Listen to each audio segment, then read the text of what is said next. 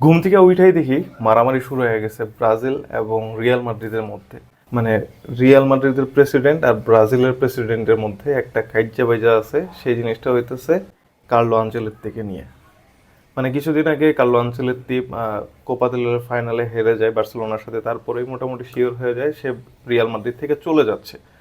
তো এটা নিয়ে রিয়াল মাদ্রিদ প্ল্যান করছে তাকে অনেক বড় একটা ফেয়ারওয়েল দিবে, অনেক সম্মানের সাথে তাকে বিদায় দিবে।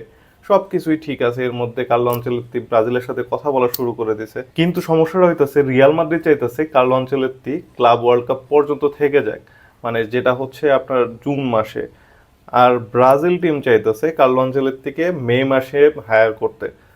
সো এইখানে সমস্যাটা হইতেছে প্রায় এক মাসের একটা গ্যাপ থেকে যাচ্ছে, আর এই গ্যাপটার মধ্যেই সমস্যা, কারণ রিয়াল মাদ্রিদ বলতেছে কার্লো আনচেলত্তিকে তারা এক্সিট ফি দিবে না। মানে যখন কোচ এবং ক্লাবের চুক্তি হয় তখন একটা চুক্তি থাকে, সেটা হচ্ছে এক্সিট ফি। মানে একটা সময় থাকে, যে সময়ের আগে যদি কোচ ক্লাব ছেড়ে চলে যায় তাহলে ওই টাকাটা ক্লাবকে কোচের দিতে হবে। আর যদি কোচকে বের করে দেওয়া হয় ওই টাইমের আগে, তাহলে ক্লাব ওই টাকাটা কোচকে দিবে। সো এই জায়গায় সমস্যাটা হইতেছে কি, কার্লো আনচেলত্তি মনে করতেছে তাকে ওই টাকাটা দেওয়া হবে, রিয়াল মাদ্রিদ বলতেছে যে না, আপনি তো আহ, আপনার সময় শেষ করে তারপরেই যাচ্ছেন, আপনাকে টাকা দেওয়া হবে না। এরকম কন্ট্রাক্ট আছে জাভি আলোনসোর সাথে। যদি জাভি আলোনসোকে এই মুহূর্তে রিয়াল মাদ্রিদ আনতে চায় তাহলে তাকে 15 মিলিয়ন, মানে হচ্ছে তার ক্লাবকে 15 মিলিয়ন জরিমানা দিয়ে তারপর হচ্ছে রিয়াল মাদ্রিদে জাভি আলোনসোকে সাইন করাইতে হবে। মানে এই ধরনের চুক্তি সকল ক্লাবের সাথেই কোচের হয়ে থাকে।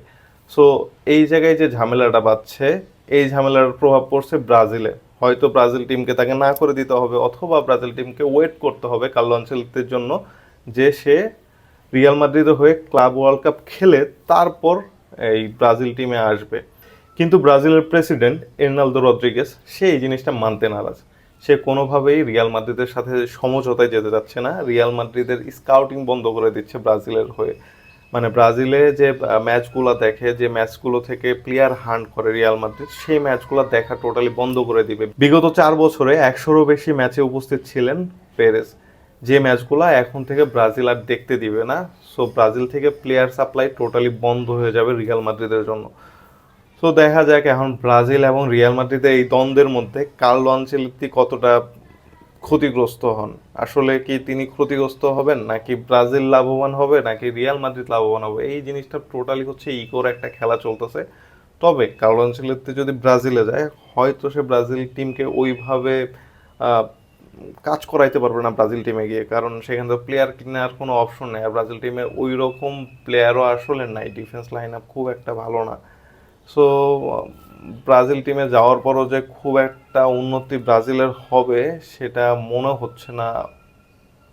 কারণ আনচেলত্তি ঠিক আছে, অনেক বড় মাপের কোচ, রিয়াল মাদ্রিদকে অনেক কিছু দিছে, বাট প্লেয়ার না কিনতে পারলে, প্লেয়ার ঠিকঠাক মতো না থাকলে যে আনচেলত্তির কী অবস্থা হয় সেটা আমরা এই সিজনেই দেখতে পেলাম।